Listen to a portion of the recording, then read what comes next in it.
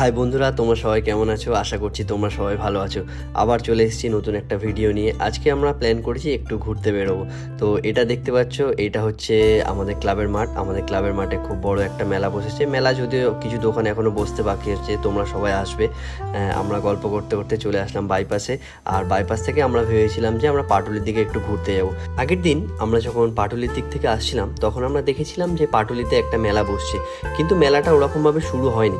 আমরা যখন পাটুলিতে আসলাম তখন আমরা মাইকে শুনতে পেলাম যে এখানে দুবাই স্টাইলে একটা অ্যাকোরিয়াম আছে, সেটা আজ থেকে চালু হয়ে গেছে।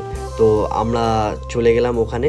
আর যেহেতু সালমার খুব মাছ ভালো লাগে, তো আমরা ভাবলাম ঠিক আছে চলো দেখা যাক কেমন দুবাই স্টাইলে অ্যাকোরিয়াম আছে। তো আমরা মেন গেট দিয়ে ভেতরে ঢুকলাম, একদম সামনেই দেখতে পেলাম যে দুবাই স্টাইলে অ্যাকোরিয়ামটা আছে। ওর উল্টো দিকেই অ্যাকোরিয়ামের টিকিট কাউন্টার ছিল, ওখান থেকে আমরা টিকিট কাটলাম। আর টিকিটটার প্রাইস ছিল পার পার্সন 100 টাকা। আমার মনে হয়েছিল যে টিকিটটা একটু বেশি, কিন্তু পরে ভাবলাম যে না, হয়তো এদের এখানে রেন্টটাও একটু বেশি দিতে হয়। তো আমরা ভেতরে ঢুকলাম। ভিতরে প্রথমে এরকম সিঁড়ি দিয়ে ওপরে উঠতে হবে, তারপর সিঁড়ি থেকে নেমেই দেখলাম যে এখানে অনেকগুলো অ্যাকোরিয়াম আছে, মানে একটা সেপারেট একটা মাছের অ্যাকোরিয়াম। মানে সেই অ্যাকোরিয়ামের ভিতরে কিছু রং বেরঙের মাছ আছে, আর সেই মাছের নামও লেখা আছে। আর মাছগুলো দেখতে দেখতে আমরা ভাবছিলাম যে এরকম অ্যাকোরিয়াম তো আমাদের মাছের দোকানগুলোতে আছে, আমাদের কি 100 টাকা করে চুনা লেগে গেল? তো আমরা একটু হতাশ হয়েছিলাম প্রথমে।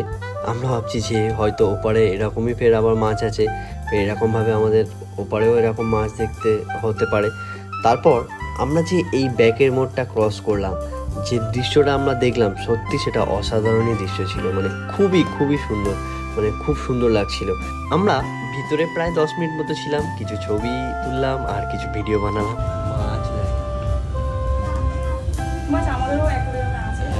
কিন্তু এখানটা বেশি ভালো লাগে, অনেকটা আছে না?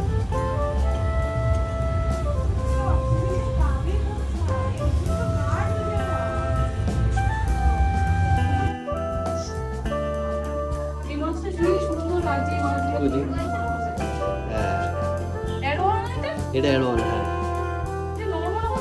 এটা হচ্ছে অ্যালিগেটর গার্ড।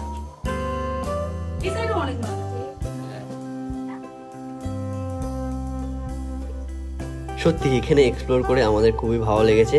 আর আমার ভাইপোরও যদিও মাছ খুব ভালো লাগে, আজকের ওর টিউশন ছিল, তো আজকের ওকে আনতে পারেনি।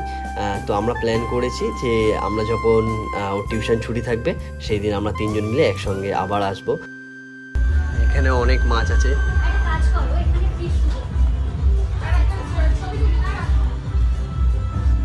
সালমান মাথার উপরে,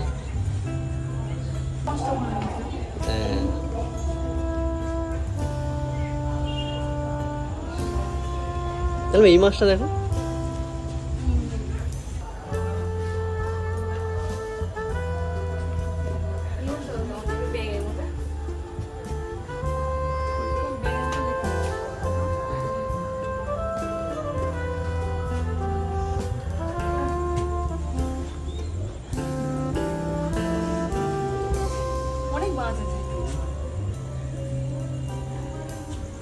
সালমানও এই জায়গাটা খুবই পছন্দ হয়েছে, ও খালি বারবার এদিক ওদিক দেখছে।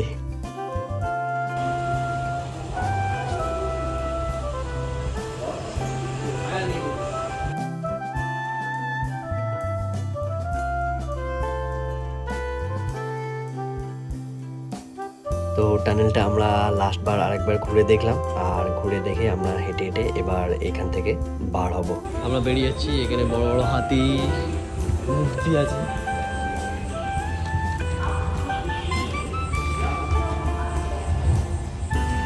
এই যে তোমরা দেখতে পাচ্ছ বড় অক্টোপাসটা, এটাই হচ্ছে এক্সিট গেট। আমরা এখান থেকে বেরিয়ে পড়লাম। এখান থেকে বেরিয়ে আমরা একটা মানে মেলাটা একটু ঘুরলাম। মেলাটা বেশ বড়, আই থিঙ্ক আরও দোকান বসবে।